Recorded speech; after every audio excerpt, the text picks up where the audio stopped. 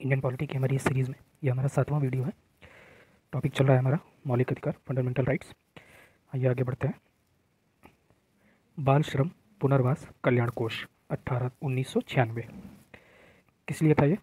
बालकों का नियोजन करने वाला इसमें क्या करेगा? 20,000 रुपये प्रति बालक जमा करेगा। 14 वर्ष से कम उम्र के बच्चे घरों में, होटल में, रेस्टोरेंट में, दुकानों आदि में काम नहीं कर सकते। ये व्यवस्था कब से लागू हुई है? 2006 से। धार्मिक स्वतंत्रता का अधिकार 25 से 28। 25 में क्या है? अंतःकरण और धर्म को अबाध रूप से मानने और उसके प्रचार करने की स्वतंत्रता तथा कृपाण धारण करना। स्टैनिस्लाव बनाम एमपी राज्य, क्या मामला था ये? धर्म परिवर्तन कराने की स्वतंत्रता नहीं है, इसमें ऐसा कहा गया था। क्या जैन, बुद्ध और सिख हिंदू शब्द में शामिल हैं? हाँ, शामिल हैं। आर्टिकल 26 ये क्या है? धार्मिक कार्यों का प्रबंधन करने की स्वतंत्रता। 27 धार्मिक प्रबंधन के लिए कर ना देने की स्वतंत्रता। ठीक है, यहाँ पे एक चीज़ ध्यान देने की ज़रूरत है, यहाँ पे करों पर रोक है, शुल्क पर नहीं। फिर 28 पे क्या है? शिक्षण संस्थाओं में धार्मिक शिक्षा पर प्रतिबंध है, लेकिन जहाँ अनिवार्य है वहाँ पर प्रतिबंध नहीं है। रामकृष्ण मिशन और आनंद मार्ग, ये दोनों ऐसी संस्थाएं हैं जिन्हें सुप्रीम कोर्ट ने हिंदू धार्मिक संप्रदाय माना है, लेकिन अरविंदो सोसाइटी को धार्मिक संप्रदाय नहीं माना है। शिक्षा और संस्कृति का अधिकार 29 से 23। तो 29 में क्या है? भारत के प्रत्येक नागरिक को अपनी बोली, भाषा, लिपि, संस्कृति आदि को सुरक्षित रखने का अधिकार है। साथ ही किसी संस्थान में धर्म, जाति, भाषा आदि के आधार पर प्रवेश को रोका नहीं जा सकता। ठीक है, और क्या है यहाँ पे? भाषा की रक्षा के लिए आंदोलन करने का भी अधिकार है। और ये सारे अधिकार केवल अल्पसंख्यकों के लिए नहीं है, बल्कि सभी के लिए हैं। ठीक, आर्टिकल 30 देखते हैं। तो ये अल्पसंख्यक वर्ग अपनी पसंद के शिक्षण संस्थान की स्थापना कर सकते हैं और उनका प्रशासन भी कर सकते हैं। ठीक है, साथ ही अल्पसंख्यक अपने बच्चों को मातृभाषा में शिक्षा उपलब्ध करा सकते हैं। एक इम्पॉर्टेंट पॉइंट यह है कि संविधान में अल्पसंख्यक शब्द को परिभाषित नहीं किया गया है। संवैधानिक उपचारों का अधिकार आर्टिकल 32। किसने आर्टिकल 32 को संविधान की आत्मा और हृदय कहा था? BR अम्बेडकर। मौलिक अधिकारों का रक्षक एवं गारंटी देने वाला कौन है? Supreme court. मौलिक अधिकारों के क्रियान्वयन के मामले में सुप्रीम कोर्ट का न्यायिक क्षेत्र देख लेते हैं। इस मामले में सुप्रीम कोर्ट का जो न्यायिक क्षेत्र है वो मूल तो है, लेकिन अनन्य नहीं है। इसका मतलब, क्योंकि इसके लिए आर्टिकल 226 में हाई कोर्ट के पास भी अधिकार है। ठीक है, रिट एवं क्षेत्र। तो आर्टिकल 32 सुप्रीम कोर्ट रिट जारी कर सकता है इसके तहत, और 226 में हाई कोर्ट रिट जारी कर सकता है। रिट जारी करने की शक्ति, हालांकि अभी सुप्रीम कोर्ट और हाई कोर्ट ही रिट जारी करते हैं।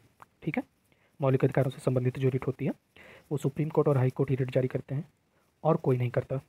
लेकिन जो आर्टिकल 32 है उसके तहत संसद को यह अधिकार है कि वो अन्य किसी न्यायालय को भी रिट जारी करने की शक्ति दे सकती है। ठीक, 1950 से पहले केवल 3 हाई कोर्ट के पास रिट जारी करने की शक्ति थी। वो कौन से हाई कोर्ट है? बम्बई, मद्रास, कलकत्ता। न्याय का झरना किसे कहते हैं?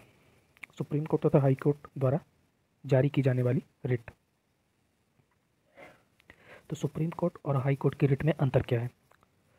तो जो हाई कोर्ट की रिट है वो अधिक विस्तृत है। कैसे, ये देखते हैं। तो सुप्रीम कोर्ट केवल मौलिक अधिकारों के लिए ही रिट जारी कर सकता है, लेकिन जो हाई कोर्ट है वो अन्य मामलों के लिए भी रिट जारी कर सकता है। आर्टिकल 32 एक मौलिक अधिकार है, अतः सुप्रीम कोर्ट अपने रिट जारी करने के काम को नकार नहीं सकता। लेकिन आर्टिकल 26 के तहत हाई कोर्ट इस काम को नकार सकता है, क्योंकि 226 कोई मौलिक अधिकार तो है नहीं। ठीक है, ये उसके विवेक पर निर्भर करता है हाई कोर्ट के। बंदी प्रत्यक्षीकरण, अब रिट के बारे में देखते हैं। बंदी प्रत्यक्षीकरण, हैबियस कॉर्पस, मतलब इसका क्या होता है? शरीर को प्रस्तुत करें, सशरीर उपस्थित होना होगा। तो जब किसी को हिरासत में लिया जाता है तो उसे कोर्ट में पेश करने के लिए ये रिट जारी की जाती है। ठीक है, ये किसके खिलाफ जारी होती है बंदी प्रत्यक्षीकरण की रिट? व्यक्तिगत और सार्वजनिक प्राधिकरण दोनों के खिलाफ। और ये जो हैवियस कॉर्पस रिट है ये कब नहीं जारी की जा सकती? हिरासत कानून सम्मत हो तब, न्यायालय या विधानमंडल की अवमानना की गई हो, न्यायालय द्वारा हिरासत में दिया गया हो, जब न्यायालय खुद हिरासत में दे तो फिर, और फिर न्यायालय हिरासत न्यायालय के न्याय क्षेत्र से बाहर हो, तब फिर ये नहीं जारी की जा सकती इन मामलों में। अगली रिट है परमादेश। ठीक है, मैंडामोस। इसका मतलब क्या होता है? हम आदेश देते हैं। सार्वजनिक इकाई, निगम, अधीनस्थ न्यायालय और सरकार के खिलाफ ये रिट तब जारी की जाती है जब वो अपने कार्यों को नकारते हैं। ठीक, और ये कब नहीं जारी की जा सकती? तो किसी निजी व्यक्ति या निजी इकाई के खिलाफ जारी नहीं कर सकते। ऐसे विभाग जो गैर संवैधानिक हैं उनके खिलाफ नहीं जारी होती। संविदात्मक दायित्व को लागू करने के विरुद्ध नहीं जारी होती। राष्ट्रपति या राज्यपाल के विरुद्ध जारी नहीं हो सकती। हाई कोर्ट के मुख्य न्यायाधीश जो न्यायिक क्षमता में कार्यरत हैं उनके खिलाफ जारी नहीं हो सकती। अगली है प्रतिषेध, प्रोहिबिशन। इसका मतलब क्या है? रोकना। तो अधीनस्थ न्यायालयों के खिलाफ जारी होती है ये रिट, तब जारी की जाती है जब वो अपने न्याय क्षेत्र के ऊपर का काम कर रहा होता है, तब उसको रोक दिया जाता है कि भाई ये तुम्हारा अधिकार नहीं है, यहाँ पे रोको। ये केवल अधीनस्थ न्यायालयों के खिलाफ जारी की जाती है। ठीक है, प्रतिषेध रिट। सॉरी, ये हो गया। आगे बढ़ते हैं। उत्प्रेषण। ठीक है, इसका मतलब क्या होता है? प्रमाणित होना या सूचना देना। ये भी अधीनस्थ न्यायालयों के खिलाफ जारी होती है। तो प्रतिषेध और उत्प्रेषण दोनों अधीनस्थ न्यायालयों के खिलाफ ही जारी होती है। ये कब जारी होती है? तब जारी किया जाता है जब उनके पास कोई मामला लंबित हो या न्यायिक क्षेत्र में कोई खराबी हो, तब जारी की जाती है। अधीनस्थ न्यायालय और प्रशासनिक प्राधिकरण ये दोनों के खिलाफ जारी की जा सकती है। नोट देखते हैं। प्रतिषेध और उत्प्रेषण दोनों रिट विधिक निकाय, निजी व्यक्ति या निजी इकाई के खिलाफ जारी नहीं की जा सकती।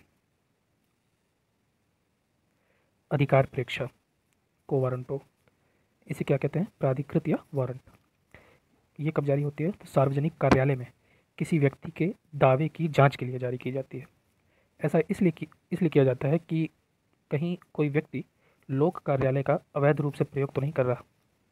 ठीक है, मतलब पूछा जाता है कि भाई किस अधिकार से आप यहाँ पे काम कर रहे हैं। ठीक, और ये किसके खिलाफ नहीं जारी किया जा सकता? मंत्रित्व कार्यालय, जो मंत्रिमंडल कार्यालय होता है, या फिर निजी कार्यालय। मार्शल लॉ और राष्ट्रीय आपात में अंतर देखते हैं, क्या अंतर होता है।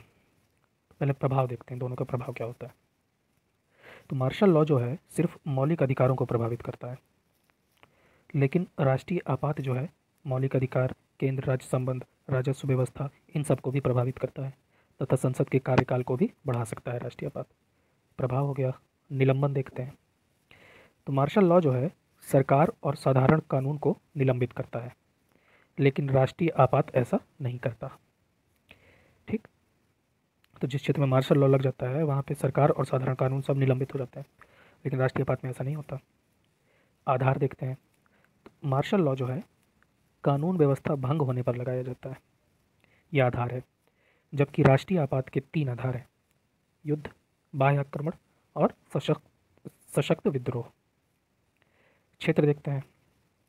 तो मार्शल लॉ जो है देश के कुछ क्षेत्रों में ही लागू किया जा सकता है, जबकि राष्ट्रीय आपात पूरे देश में या फिर देश के किसी एक हिस्से में लागू किया जा सकता है। संविधान में उल्लेख क्या है इनके बारे में देखते हैं।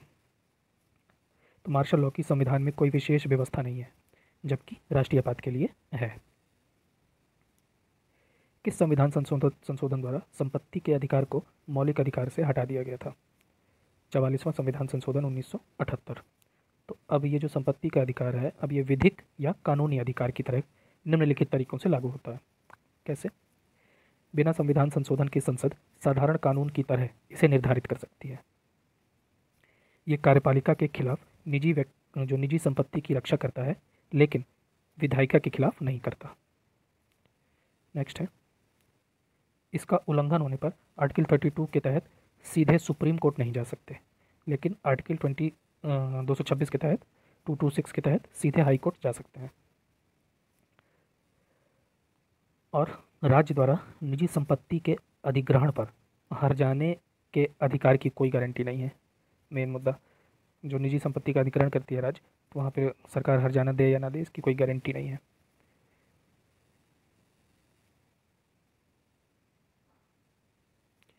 भाग 3 में राज्य के द्वारा निजी संपत्ति के अधिग्रहण करने पर हर्जाने का अधिकार होगा। भाग 3 में यह कहा गया है, ठीक है, लेकिन केवल 2 मामलों में। वो 2 मामले कौन कौन से हैं?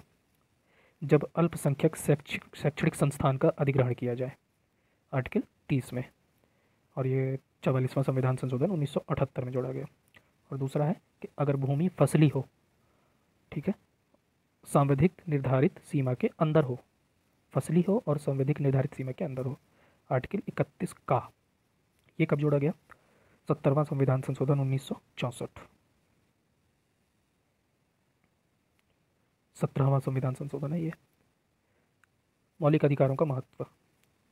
लोकतांत्रिक व्यवस्था की स्थापना, व्यक्ति की भौतिक और नैतिक सुरक्षा, व्यक्तिक स्वतंत्रता और विधि के शासन की स्थापना, ये सब मौलिक अधिकार के महत्व हैं। भाग 3 के बाहर के अधिकार देखते हैं, जो मौलिक अधिकारों के अंदर नहीं है, वो बाहर के कौन कौन से अधिकार हैं। तो विधि के प्राधिकार के बिना किसी कर को अधिरोपित या संग्रहित नहीं किया जाएगा। किसमें है? भाग 12 में, आर्टिकल 265। विधि के प्राधिकार के बिना व्यक्तियों को संपत्ति से वंचित नहीं किया जाएगा। भाग 13, आर्टिकल 300 का। भारत के राज्य क्षेत्र में व्यापार, वाणिज्य और समागम की स्वतंत्रता, भाग 13 में है, आर्टिकल 301।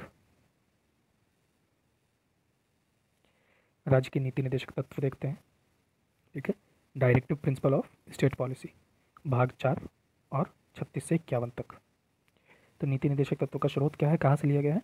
आयरलैंड से, 1937 में। तो और आयरलैंड में कहाँ से लिया गया था? स्पेन से। मूल अधिकार, जो मौलिक अधिकार है, और नीति निर्देशक तत्व संविधान की मूल आत्मा है, ये किसने कहा था? ग्रैनविल ऑस्टिन ने। किसने डीपीएसपी को विशेषता वाला बताया है? बी आर अम्बेडकर ने। अम्बेडकर के अनुसार डीपीएसपी किसके समान है? तो 1935 में वर्णित उन अनुदेशों के समान है जो गवर्नर जनरल और गवर्नर को दिए जाते थे। बस फर्क इतना है कि हमारे जो डीपीएसपी हैं वो विधायिका और कार्यपालिका के लिए अनुदेश हैं, ठीक।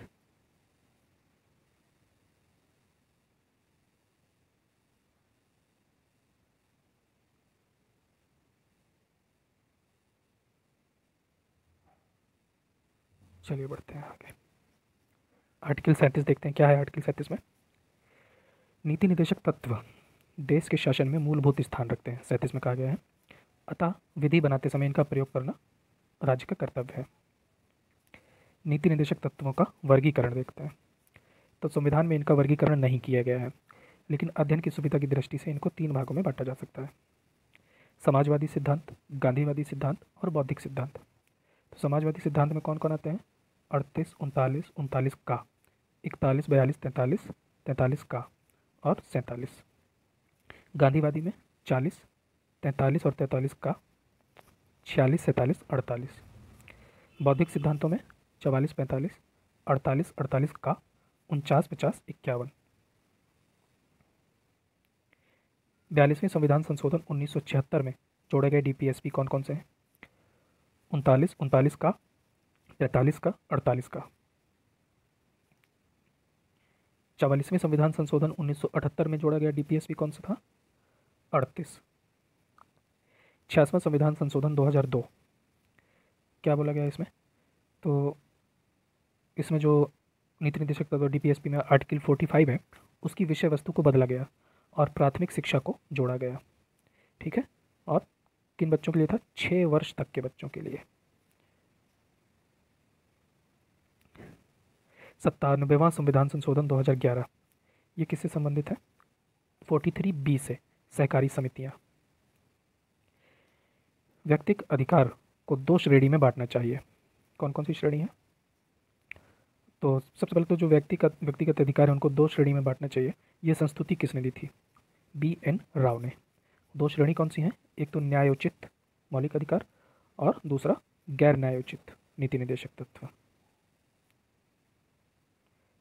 लोगों के लिए उत्तरदायी कोई भी मंत्रालय संविधान के भाग 4 की अवहेलना नहीं कर सकता। किसने कहा था? कृष्णस्वामी अय्यर। लोकप्रिय मत पर काम करने वाली सरकार DPSP की अवहेलना नहीं कर सकती है।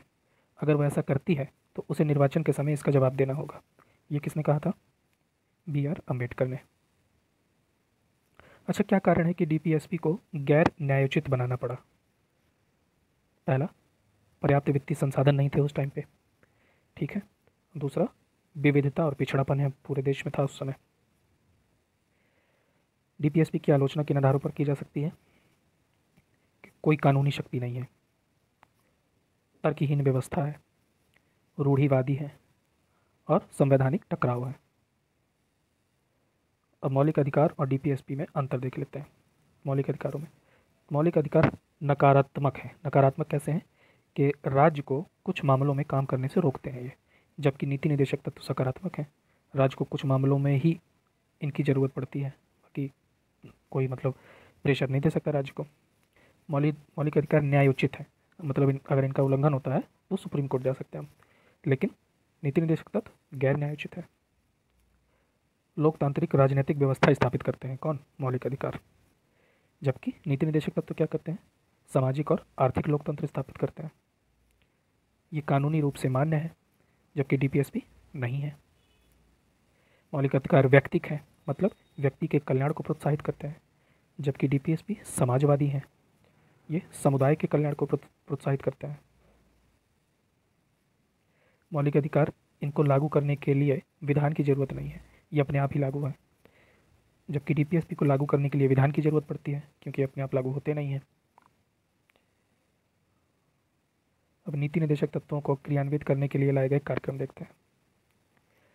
योजना आयोग 1950, नीति आयोग 2015, न्यूनतम मजदूरी अधिनियम 1948, मजदूरी संदाय अधिनियम 1936, बोनस संदाय अधिनियम 1965, ठेका श्रम अधिनियम 1970, बाल श्रम प्रतिषेध अधिनियम 1986, व्यवसाय संघ अधिनियम 1926, कारखाना अधिनियम 1948, खान अधिनियम 1952, औद्योगिक विवाद अधिनियम 1947, कर्मकार प्रतिकार अधिनियम 1923, प्रसूति प्रसुविधा अधिनियम 1961, समान पारिश्रमिक अधिनियम 1976, जीवन बीमा का राष्ट्रीयकरण 1956, 14 बैंकों का राष्ट्रीयकरण 1969,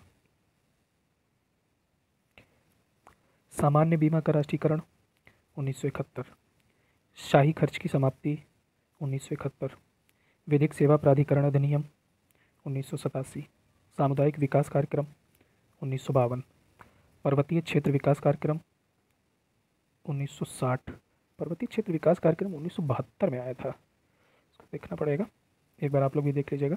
1960 दिया हुआ है। सूखा संभावित क्षेत्र कार्यक्रम 1976, न्यूनतम आवश्यकता कार्यक्रम 1974, एकीकृत ग्रामीण विकास योजना 1978, जवाहर रोजगार योजना 1989, स्वर्ण जयंती ग्रामीण स्वरोजगार योजना 1999, संपूर्ण ग्रामीण रोजगार योजना 2001, राष्ट्रीय ग्रामीण रोजगार गारंटी योजना 2006, वन्यजीव संरक्षण अधिनियम 1972, वन संरक्षण अधिनियम 1980, राष्ट्रीय वन नीति 1988, अस्पृश्यता अपराध अधिनियम 1955, इसका नाम बदलकर क्या रख दिया गया है? सिविल अधिकार संरक्षण अधिनियम 1976। SC/ST अत्याचार निवारण अधिनियम कब आया था? 1989। किस संविधान संशोधन के तहत SC/ST के लिए एक राष्ट्रीय आयोग की स्थापना की गई थी? 65वां संविधान संशोधन 1990। फिर 89वां संविधान संशोधन 2003 के तहत ये जो संयुक्त आयोग था SC/ST का, उसको अलग कर दिया गया और SC तथा ST के लिए अलग अलग आयोग बनाए गए। ठीक, आगे बढ़ते हैं। पिछड़े वर्गों के लिए राष्ट्रीय आयोग 1993। फिर 102वें संविधान संशोधन 2018 के तहत इसको संवैधानिक दर्जा दे दिया गया है।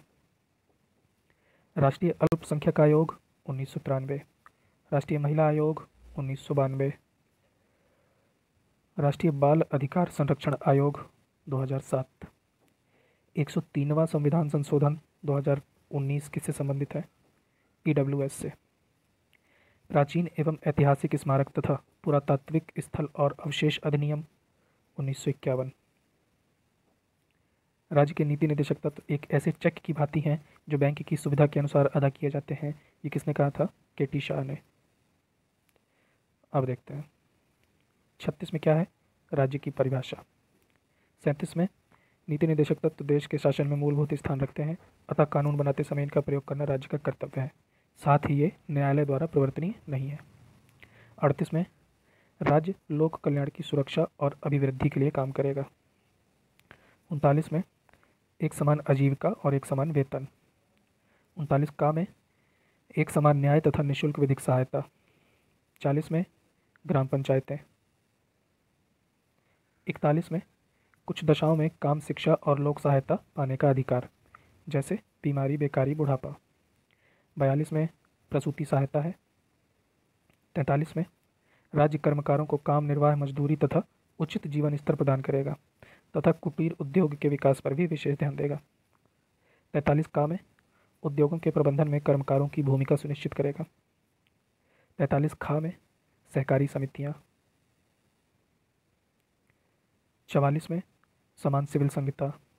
45 में राज्य 6 वर्ष तक के बच्चों को निःशुल्क शिक्षा उपलब्ध कराएगा। 46 में SC ST तथा अन्य दुर्बल वर्ग के लिए शिक्षा और आर्थिक सहायता। 47 में राज्य पोषाहार और जीवन स्तर को ऊंचा करने का प्रयास करेगा तथा मद्यपान पर रोक लगाएगा, शराब। 48 में कृषि और पशुपालन का विकास। 48 का में पर्यावरण और जीवों की सुरक्षा। 49 में राष्ट्रीय स्मारकों की सुरक्षा। 50 में कार्यपालिका और न्यायपालिका से पृथक्करण है। 51 में राज्य अंतर्राष्ट्रीय शांति और सुरक्षा की अभिवृद्धि के लिए प्रयास करेगा। 51 हो गया। अब मौलिक कर्तव्य देखते हैं। फंडामेंटल ड्यूटी, ये किस में है? भाग 4 का, आर्टिकल 51 का। तो मूल संविधान में केवल मौलिक अधिकार थे, तो मूल कर्तव्य कब जोड़े गए? स्वर्ण सिंह समिति 1976 की सिफारिश पर 42वें संविधान संशोधन 1976 के तहत कुल कितने मौलिक कर्तव्य जोड़े गए थे? 10। फिर 11वां मौलिक कर्तव्य कब जोड़ा गया? 86वें संविधान संशोधन 2002 के तहत। देख लेते हैं कौन कौन से हैं। पहला है संविधान का पालन करें तथा उसके उच्च आदर्शों, संस्थाओं जैसे राष्ट्रध्वज और राष्ट्रगान का आदर करें। स्वतंत्रता को प्रेरित करने वाले राष्ट्रीय आंदोलन के उच्च आदर्शों को हृदय में संजोए रखें। तीसरा, भारत की एकता, अखंडता और संप्रभुता की रक्षा करें और उनको अक्षुण्ण बना के रखें। चौथा क्या है? देश की रक्षा करें तथा आह्वान किए जाने पर राष्ट्र की रक्षा करें। पांचवा क्या है? भारत के सभी लोगों को समरसता और भ्रातृत्व की भावना का सभी लोग आपस में समरसता और भ्रातृत्व की भावना का विकास करें जो धर्म, जाति, मूल, वंश तथा भाषा के आधार पर भेदभाव से परे हो तथा ऐसी प्रथाओं का त्याग करें जो स्त्रियों के सम्मान के विरुद्ध हो। छठवां क्या है? हमारी संस्कृति की गौरवशाली परंपरा को समझें और उसका परीक्षण करें। सातवां क्या है? पर्यावरण और तथा वन और वन्य जीव की रक्षा करें। आठवां क्या है? वैज्ञानिक दृष्टिकोण, मानववाद तथा ज्ञानार्जन की भावना का विकास करें। नौवां क्या है? सार्वजनिक संपत्ति की रक्षा करें तथा हिंसा से दूर रहें। 10वां क्या है? व्यक्तिगत और सामूहिक गतिविधियों के सभी क्षेत्रों में उत्कर्ष की ओर बढ़ने का प्रयास करें ताकि राष्ट्र भी निरंतर बढ़ते हुए प्रगति और उपलब्धि की नई ऊंचाइयों को छू ले। 11वां क्या है? अभिभावक 6 से 14 वर्ष तक के बच्चों को शिक्षा के अवसर उपलब्ध कराएं। वर्मा समिति 1999 किससे संबंधित है? मौलिक कर्तव्य से। अब केंद्र राज्य संबंध देखते हैं। पहले वित्तीय संबंध देखते हैं। भाग 11 में आर्टिकल 245 से लेकर 255 तक है। तो संसद के कानून 5 केंद्र शासित प्रदेशों में लागू नहीं होते। कौन कौन से हैं? अंडमान निकोबार, लक्षद्वीप, दमनदीप, दादरा नगर हवेली, लद्दाख। यहाँ पर राष्ट्रपति कानून बनाता है जो संसद के कानून के समान ही प्रभावी होते हैं। राज्यपाल के अधिकार क्या हैं?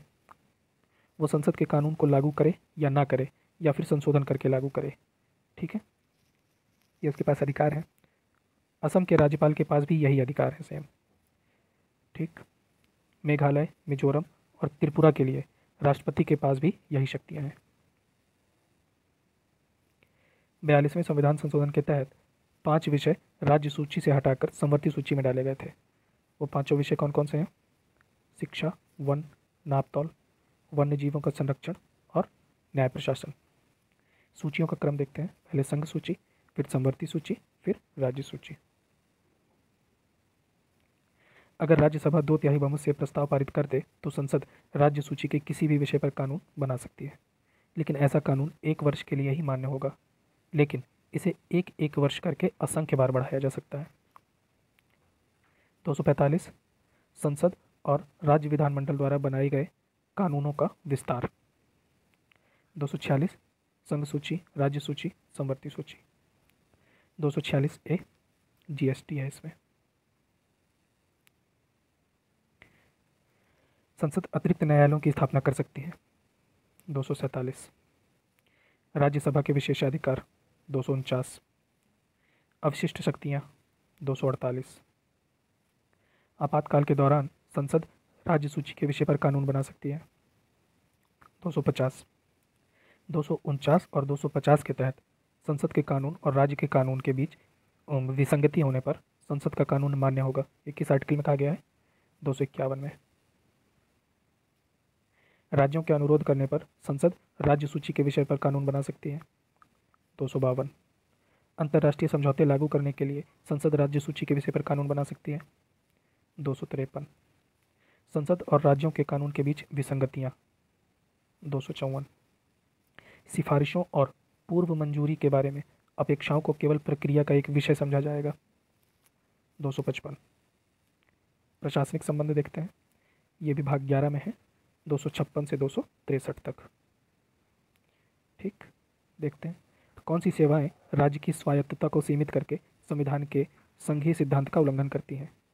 अखिल भारतीय सेवाएं, यहाँ संविधान लिखा हुआ अखिल भारतीय सेवाएं हैं। राज्य अपनी कार्यकारी शक्ति का प्रयोग इस प्रकार करेगा कि केंद्र की कार्यकारी शक्ति पर कोई बाधा न पहुंचे। 256 राज्य केंद्र के किसी भी कानून में कोई बाधा उत्पन्न नहीं कर सकता। 257 कुछ मामलों में केंद्र राज्यों को शक्ति प्रदान कर सकता है। 258 259 क्या है? निरस्त है। भारत के बाहर के भूभाग के संबंध में संघ के अधिकार। 260 सार्वजनिक क्रियाकलाप, अभिलेख और न्यायिक प्रक्रियाएं। 261 अंतर्राज्यीय नदी जल विवाद में संसद निर्णय दे सकती है। 262 राष्ट्रपति अंतर्राज्यीय परिषद का गठन करता है जिसका अध्यक्ष प्रधानमंत्री और सदस्य सभी राज्यों के मुख्यमंत्री होते हैं। 263 अब वित्तीय संबंध देखते हैं। विधायी संबंध और प्रशासनिक संबंध हो गए, वित्तीय संबंध देखते हैं। भाग 12 में है 268 से 293। 80वां संविधान संशोधन 2002 क्या था? 10वें वित्त आयोग की सिफारिशों को लागू करने के लिए। सेवा कर देखते हैं, तो केंद्र के द्वारा वसूला जाता है सेवा कर, लेकिन उसका जो वितरण है वो केंद्र और राज्यों के बीच में होता है। किस आर्टिकल में है? 268 ए में। आर्टिकल 268 क्या है? वे कर जिन्हें केंद्र लगाता है लेकिन उनकी वसूली राज्य करता है, जैसे विनिमय पत्र, चेक, वादा नोट, नीतियाँ, बीमा, शेयर, स्टाम्प शुल्क। 269 ऐसे कर जिन्हें केंद्र लगाता है और वसूलता भी है लेकिन राज्यों को दे देता है। 269 ए जीएसटी की उगाही और संग्रह केंद्र करता है, ठीक, लेकिन उसे केंद्र और राज्यों के बीच बांटा जाता है। 270 ऐसे कर जिन्हें केंद्र लगाता है और वसूलता है लेकिन केंद्र और राज्यों के बीच बांटे जाते हैं। 271 किसी विशेष प्रयोजन के लिए सरकार सेस चार्ज अर्थात अधिभार लगा सकती है। यह सीधे केंद्र को प्राप्त होता है, राज्यों को इसमें कुछ नहीं मिलता, और जीएसटी जो है वो सेस चार्ज से मुक्त है।